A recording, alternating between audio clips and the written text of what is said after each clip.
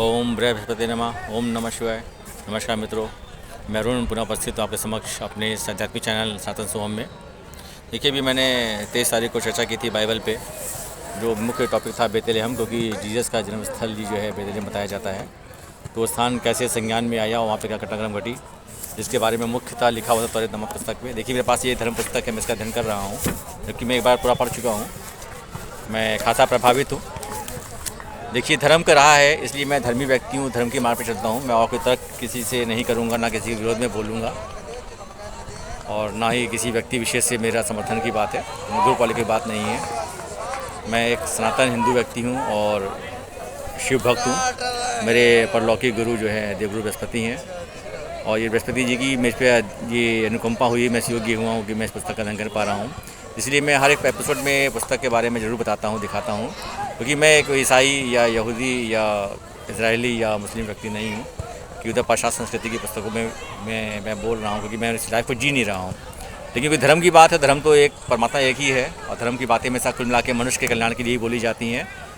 और जो फ़र्क ये जो है, जिसका मैं समर्थन करता हूँ, प्रभावित हूँ हर तरह से, पूजा पाठ की पद्धति के लिए प्रभावित हूँ, क्योंकि वो जो तौरेत नाम की पुस्तक थी, वो एक प्रकार से मेरे दृष्टिकोण से पूरी तंत्र का समय था, तंत्र का वो का समय था। उसमें बलियाँ होती थी, और कई तरीके से पूजा पाठ की जो विधि बताई भगवान ने, मेल बलि, होम बलि, है ना, पाप बलि से जो भी पश्चाताप के लिए बताया गया, वो बहुत प्रभावशाली है।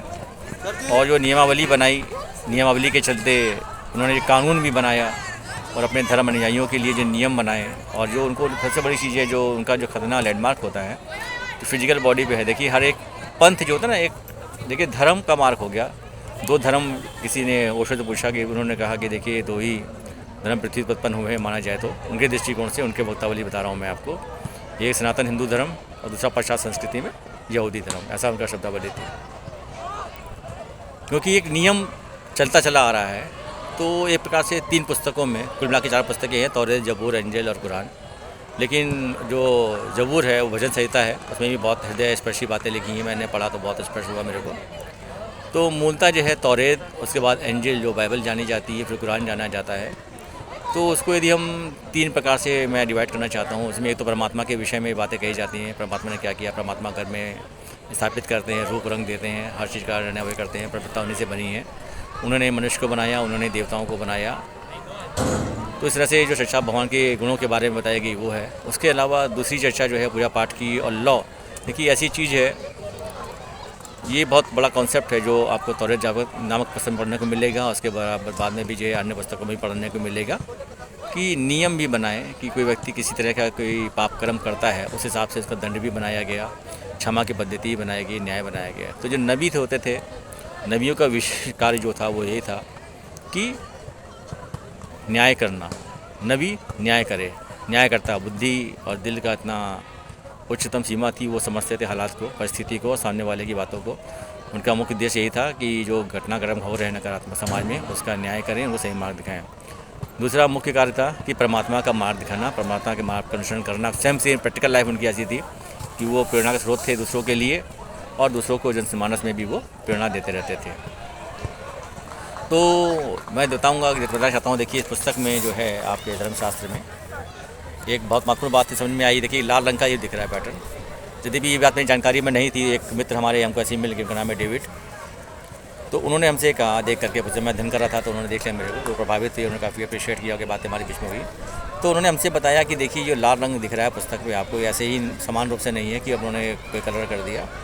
ये त्याग बलिदान जो धर्म के राह पे चलने पर हुआ है, बहुत से इधर घटनाक्रम हुए, बहुतों के कत्ल हुए समान रूप से, तो वो एक प्रकार से त्याग को दर्शाता है कि हमारे नबियों ने, पैगम्बर मसीहा ने कितने त्याग किए, कितने कष्ट सहे। और जीसस क्राइस्ट का, मसीहा का तो त्याग पूरा विश्वविख्यात है। उसके अतिरिक्त भी बहुतों के संग बहुत बुरे चीज़ें हुई। कुल मिला के त्याग बलिदान की बात उन्होंने बताई कि धर्म को स्थापित करने के लिए कितना त्याग बलिदान, कष्ट, अपने प्राणों की आहुति तक देनी पड़ी। तो उसका इसलिए लाल रंग को उस पर दर्शाया गया है। और तो मैं पहली बात करना चाहता हूँ, देखिए जो पुस्तक है ओल्ड टेस्टामेंट, पुराने नियम की किताब, तो इसमें जो है पहली पुस्तक जो है उत्पत्ति नामक पुस्तक है, और कुल मिला करके इसके अंदर 39 किताबों का संकलन है, और अंतिम किताब है मलाकी।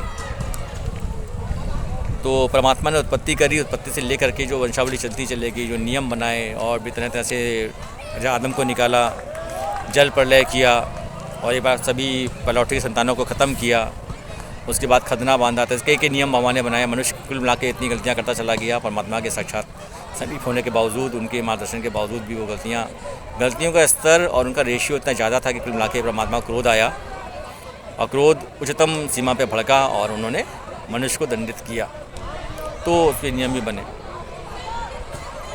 तो कुल मिला के मैं बताऊँगा आपको, देखिए उत्पत्ति नामक पुस्तक में एक कि 6 दिन में परमात्मा ने सृष्टि करी और 7वें दिन में विश्राम किया। ये बहुत बड़ी इंपॉर्टेंट बात है।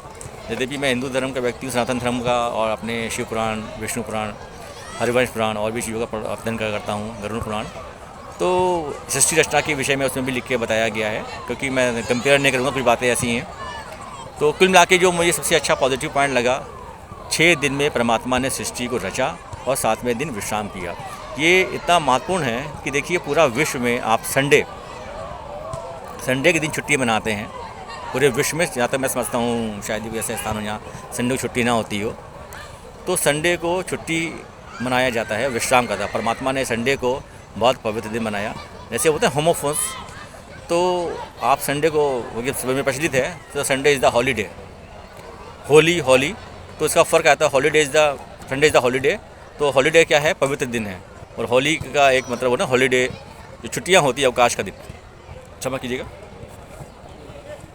परमात्मा ने क्योंकि सृष्टि 6 दिन में करी और 7वें दिन में विश्राम किया, तो इसीलिए ये दिन की जो समय की जो सारणी वंशा निकल के आ रहा है ना, टाइम को काउंट करने का, ये बहुत बड़ा प्रभावशाली है कि देखिए 6 दिन में सृष्टि रची।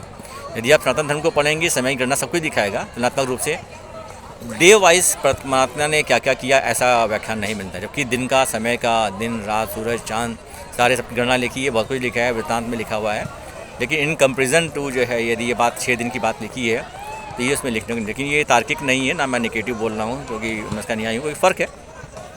बियॉन्ड द टाइम, समय से पहले, समय भी रचा गया, सृष्टि से पहले सत्य नहीं था, सत्य भी नहीं, ना दिन था ना रात, कुछ नहीं था, तो वो कुल मिला के परमात्मा की रचना है। तो मैं 6 दिन में जो सृष्टि की गई वो बताऊँगा, एक हिस्सा बना के बता रहा हूँ आपको। तो 6 दिन में देखिए, पहले दिन में जो उत्पत्ति नामक पुस्तक है, उसमें भगवान ने 6 दिन की कार्यकारिणी लिखी, मैं पढ़ के बताऊँगा ऐसा स्वरूप। मैंने इसका थोड़ा नोट्स भी तैयार किया है आपके सामने कि 6 दिन में परमात्मा ने सृष्टि को कैसे कैसे किया, क्या क्या बनाया। तो देखिए, पहला दिन था सृष्टि वर्णन में उत्पत्ति नामक पुस्तक में, कि पहले दिन को भगवान ने क्या बनाया, रात और दिन। कैसे बनाया कि आदि परमेश्वर ने आकाश और पृथ्वी की सृष्टि की। पृथ्वी बेडौल और सुनसान में पड़ी थी और गहरे जल के ऊपर अंधियारा था और परमेश्वर का आत्मा जल के ऊपर मंडराता था। तो देखिए, पॉइंट समझने का, पृथ्वी एक प्रकार से मानी जाए तो पहले से ही पड़ी हुई थी, ऐसा बताया जा रहा है, यदि भी पृथ्वी भगवान ने बनाई। अंधियारा पहले से व्याप्त था, एक प्रकार से देखा था अंधियारा जो है सनातन है, पुरातन है, बहुत ओल्ड है, क्योंकि सूर्य भी बनाया गया। जल भी पुरातन है, देखिए जल उसके ऊपर मंडराता था, परमेश्वर जल था, पृथ्वी पर जल था, जल उस पर मंडराता था, परमात्मा की आत्मा मंडराया करती थी। तो ये पॉइंट समझने का है। तो परमात्मा ने क्या कहा, उजियारा हो, तो उजियारा हो गया, यानी कि पहला पॉइंट क्या बना, उजियारा, प्रकाश बना। तभी इसके चौथे दिन की रचना में देखेंगे सूर्य चंद्र भी बनेगा उसी में, ये आगे तक काम चलता रहे। तो उजियारा हो गया, और परमेश्वर ने उजियारे को देखा, अच्छा कहा, और परमेश्वर ने उजियारे को अंधियारे से अलग किया, और परमेश्वर ने उजियारे को दिन और अंधियारे को रात कहा। तो इस प्रकार से दिन और रात, प्रकाश और अंधकार की रचना हुई, अलग अलग करके बनाया गया। ये पहले दिन की रचना थी। तब सांझ हुई। देखिए, सांझ का 5 दिनों में सांझ के बारे में आएगा, 6 दिनों में। तो सांझ लगातार चलती चली आ रही है, हर बात पे आप पढ़ेंगे पुस्तक में। सांझ हुई, परमात्मा ने फिर अच्छा कहा, और उस दिन से पहला दिन पूरा हुआ। तथा सांझ हुई, फिर भोर हुई, इस प्रकार पहला दिन हो गया। अब देखिए, दूसरे दिन में क्या बना, आकाश। कैसे बना, फिर परमेश्वर ने कहा, जल के बीच एक ऐसा अंतर हो जाए, जल के 2 भाग हो जाए। तब परमेश्वर ने एक अंतर करके उसके नीचे के जल और उसके ऊपर के जल को अलग किया। देखिए, वर्षा होती है आकाश से, और पृथ्वी पे सागर, महासागर, नदियाँ, कुल मिला के तालाब ऐसे पड़े हुए हैं। तो सागर, महासागर और नदियों को जो पूरे विश्व में अलग अलग जगह पे व्याप्त हैं, उनको काउंट अवश्य करें। जल को अलग किया, वैसे ही हो गया। और परमेश्वर ने उस अंतर को आकाश कहा। इसीलिए देखिए, पास से मान के चलिए, रेनी सीजन जो होता है, वर्षा ऋतु आती है, प्रकार से समझिए कमी को पूरा करने के लिए जो एवेपोरेशन होता है, वाष्पीकरण होता है गर्मी में, और गर्मी से वैज्ञानिक दृष्टिकोण से कि जल उड़ करके आकाश में जाता है और फिर पुनः वर्षा ऋतु आने पर वो बरसता है। तो परमेश्वर ने इस अंतर को आकाश कहा तथा फिर सांझ हुई फिर भोर हुई, इस प्रकार दूसरा दिन हुआ। तो दूसरे दिन की रचना में क्या बना? आकाश। तीसरे दिन में देखिए परमेश्वर ने कहा आकाश के नीचे का जल एक स्थान में इकट्ठा हो जाए और सूखी भूमि दिखाई दे। देखिए यानी कि क्या हुआ, पूरी पृथ्वी पे जल ही जल था। यानी कि हम लोग मानते हैं हमारी बॉडी में 70% 70% जल है और पृथ्वी पर भी 70% जल है। तो जल एक जगह इकट्ठा होने लगा। इससे क्या बन गया? देखिए सागर, महासागर और नदियाँ, मोटा मोटा दिमाग के लिए, फिर तालाब और भूमिगत जो जल है वो पहाड़ों पे बर्फ़ का जमना, ये सब इसी का रूप है। ठीक है। तो तीसरे दिन में फिर क्या हुआ? ऐसा करने से क्या हुआ, जो भूमि ऑलरेडी पृथ्वी के नीचे थी वो दिखाई दी। वैसे ही हो गया। परमेश्वर ने सूखी भूमि को क्या कहा? पृथ्वी। यानी कि तीसरे दिन में पृथ्वी नजर आई, जो कि पहले से मौजूद थी, पहले ही दिन से कहा जा रहा है। और जो जल इकट्ठा हो गया उसे समुद्र कहा और परमेश्वर ने देखा अच्छा है। फिर परमेश्वर ने कहा पृथ्वी पे जो है हरी घास, कुल मिला के जो हरियाली है, पेड़ पौधे, घास और बड़े वृक्ष, छोटे वृक्ष जो भी हैं, फलदार कांटेदार जितने भी हैं, आयुर्वेद समझ के सब उत्पन्न हो गया। तो हरी घास, बीज वाले छोटे पेड़ पौध और फलदायी वृक्ष भी उसके जिसमें बीज में से एक ही जाति के अनुसार हों, पृथ्वी पर उगें। जैसे मान लीजिए उदाहरण के तौर पे आम का है, जामुन का है, जो बीज से दोबारा से प्रोडक्शन शुरू हो जाता है, उस तरीके से कुल मिला के हरियाली पैदा हुई, बीजदार वृक्ष उत्पन्न हुए और वैसे ही हो गया। तो पृथ्वी से हरी घास और छोटे छोटे पेड़ जिन पर अपनी अपनी जाति के अनुसार बीज होते थे और फलदायी वृक्ष जिन पर बीज एक एक की जाति के अनुसार उन्हीं में होते थे, उगे। और परमेश्वर ने देखा कि अच्छा है और सांझ हुई फिर भोर हुई, इस प्रकार तीसरा दिन हुआ। तो देखिए पृथ्वी दिखी, समुद्र दिखा और हरियाली दिखी। तो तीसरे दिन की रचना यही है, हरियाली का होना, समुद्र का बन जाना इकट्ठा होकर के और पृथ्वी का दिखना। फिर अगले स्टेप में आता है, फिर परमेश्वर ने कहा दिन को रात से अलग करने के लिए आकाश के अंतर में ज्योति हो, वे चिन्हों और नियत समयों और दिनों और वर्षों के कारण हो। देखिए बहुत बड़ी बात कही गई है। एक प्रकार से ज्योतिषाचार्य यहाँ पर आ गया है, जो कि जैसे डॉक्टर होता है वो रोग का इलाज करता है, इंजीनियर होता है बिल्डिंग मटेरियल से लेके बात करता है, व्यापारी होते हैं और तरह का काम करते हैं। तो ये थोड़ा बड़ी बात है। तो ये ज्योतिषी गणना यहाँ पे आ गई, जो कम से कम हमारे हिंदुस्तान में भारतीय धर्मशास्त्र के अंदर जो चांद को देख के भाग्य के बारे में ज्योतिषाचार्य किया जाता है, सूर्य को देख के भी किया जाता है, मेन चांद को विशेष माना जाता है। वो सब देखिए समय की गणना वहाँ से शुरू हो गई, समय भी एक प्रकार से बन गया। उसी दिन रात, महीने, साल सब बने और ये मौसम सीजन सब बदल गया, सब बन गया। तो देखिए बड़ी अच्छी बात आई, वे ज्योति आकाश के अंतर पे पृथ्वी पर प्रकाश देने वाले भी ठहरे और वैसे ही हो गया। तब परमेश्वर ने दो बड़ी ज्योतियाँ बनाई, उन पर से बड़ी ज्योति को दिन पर प्रभुता करने के लिए और छोटी ज्योति को रात पर प्रभुता करने के लिए बनाया। इस प्रकार से ये मान के चलने पहले सूर्य और चांद की गणना हो गई। सूर्य बना और चांद बना, तो दिन में सूर्य चमकता है और रात में चांद चमकता है, तारागण भी चमकते हैं। तो ये प्रकार से ये मान के चलिए सूर्य चंद्र की गणना हुई चौथे दिन में।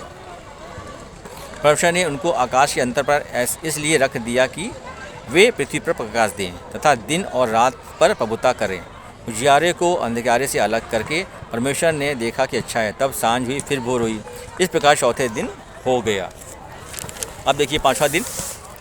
फिर परमेश्वर ने कहा जल जीवित प्राणियों से बहुत ही भर जाए और पक्षी पृथ्वी पर ऊपर आकाश में अंतर में उड़ें। इसलिए परमेश्वर ने जाति जाति के बड़े बड़े जल जंतुओं की और उन पर जीवित प्राणियों की भी सृष्टि की, जो चलते फिरते और उनमें से जल बहुत ही भर गया, और एक एक जाति के उड़ने वाले पक्षी की भी सृष्टि की। और परमेश्वर ने देखा कि अच्छा है। और परमेश्वर ने यह कह के उनको आशीष दी कि फूलों फलों और समुद्र के जल में भर जाओ और पृथ्वी पक्षी पर बढ़े। स्मा किया, पक्षी पृथ्वी पर बढ़े। तथा सांझ हुई फिर भोर हुई, इस प्रकार पांचवा दिन हुआ। यानी कि ये मान के चलिए पांचवें दिन में परमात्मा ने जलचर, स्थलचर और उभयचर सबको बनाया। जितने पशु पक्षी हैं इनका निर्माण किया, जलचर का, उभयचर का, स्थलचर का, पक्षी सबको बना दिया इस प्रकार से। अब इसके बाद देखिए छठवें दिन में, ये अंतिम बड़ा इंपॉर्टेंट है क्योंकि मनुष्य की रचना इसमें होगी। देखिए फिर परमेश्वर ने कहा पृथ्वी से एक एक जाति के जीवित प्राणी और घरेलू पशु और रेंगने वाले जंतु और पृथ्वी के वन पशु जाति जाति के अनुसार उत्पन्न हो। तो यानी कि ये पास देखिए थोड़े फिर छठवें दिन भी थोड़ा सा कार्य इसी विषय पर हुआ कि रेंगने वाले घरेलू पशु, घरेलू भी मान लीजिए पेट एनिमल्स बोला जाता है जिनको, लोग बकरी भी पालते हैं, कुत्ते भी पालते हैं। इस तरह से जो वो पशु पक्षी बने, रहने वालों पे सांप है मान के चलिए विशेष करके, ये सब बन गए और वैसे ही हो गया। सो परमेश्वर ने पृथ्वी के जाति जाति के वन पशुओं को, जाति जाति के घरेलू पशुओं को, जाति जाति के भूमि पर सब रेंगने वाले जंतुओं को बनाया और परमेश्वर ने देखा कि अच्छा है। फिर परमेश्वर ने कहा, अब देखिए 6वें दिन में ही मनुष्य की रचना होगी। परमेश्वर ने क्या कहा कि हम मनुष्य को अपने स्वरूप के अनुसार अपनी समानता में बनाएंगे। ये पूरा धर्मशास्त्र का एक शब्द में, एक लाइन में जोड़ आ गया है। ये आयत 26 है उत्पत्ति में कि मैं मनुष्य को अपने स्वरूप के अनुसार अपनी समानता में बनाएं और वे समुद्र की मछलियों और आकाश के पक्षियों और घरेलू पशुओं और सारी पृथ्वी पर और सब रेंगने वाले जंतुओं पर जो पृथ्वी पर रेंगते हैं अधिकार रखे। तब परमेश्वर ने मनुष्य को अपने स्वरूप के अनुसार उत्पन्न किया। अपने ही स्वरूप के अनुसार परमेश्वर ने उनको उत्पन्न किया, नर और नारी करके उसने मनुष्य की सृष्टि की और परमेश्वर ने उसको आशीष दी और उनसे कहा, फूलो फलो पृथ्वी में भर जाओ और उसको अपने वश में कर लो और समुद्र की मछलियों, आकाश के पक्षियों और पृथ्वी पर रेंगने वाले सब जंतुओं पर अधिकार रखो। फिर परमेश्वर ने उनसे कहा, सुनो, जितने बीज वाले छोटे छोटे पेड़ सारी पृथ्वी के ऊपर हैं और जितने वृक्षों में बीज वाले फल हैं वे सब मैंने तुमको दिए, वे तुम्हारे भोजन के लिए हैं। और जितने पृथ्वी के पशु और आकाश के पक्षी और पृथ्वी पर रहने वाले जंतु हैं जिनमें जीवन के प्राण हैं, उन सब के खाने के लिए मैंने सब हरे छोटे पेड़ दिए हैं। और वैसा ही हो गया। तब परमेश्वर ने जो कुछ बनाया था वह सब देखा और कहा कि ये सब बहुत अच्छा है। और सांझ हुई फिर भोर हुई, इस प्रकार 6वां दिन पूर्ण हुआ। तो 6ठे दिन पे ये मान के चलिए मनुष्य सृष्टि महत्वपूर्ण हुई और उनके रहने के लिए खाने की विशेष व्यवस्था की गई और मनुष्य को उन पर अधिकार दिया गया। अब इसके बाद 7वां दिन आता है, अंतिम दिन।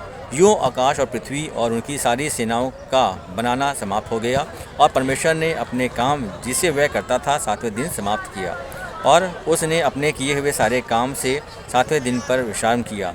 और परमेश्वर ने 7वें दिन को आशीष दी और पवित्र ठहराया, क्योंकि उसने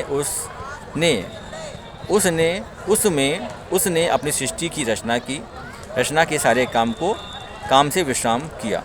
तो देखिए 7वें दिन में परमेश्वर ने सारी सृष्टि करके जो भी उनको बनाना था वो सब निर्माण पूरा किया और बनाने के बाद 7वें दिन विश्राम किया। इसीलिए ये हॉलीडे बनाया था। दोनों अर्थ निकलते हैं, विश्राम का दिन और पवित्र दिन। तो इसका महत्व को आप भी समझिए, मैं भी समझ रहा हूँ। मैं भी पढ़ के इसको बहुत हर्षित हूँ और परमात्मा की अद्भुत कृपा है मुझ पर, मैं इसी को समझ पाया, पढ़ पाया। और जहाँ तक मेरी बात ये पहुँचे, प्रभु उन पढ़ने वालों को, समझने वालों को सबका कल्याण करें, मेरा भी करें, उनका भी सबका कल्याण हो और मनुष्य धर्म की राह पे चले। ओम नमः शिवाय। ओम बृहस्पति नमः। जय मसीह।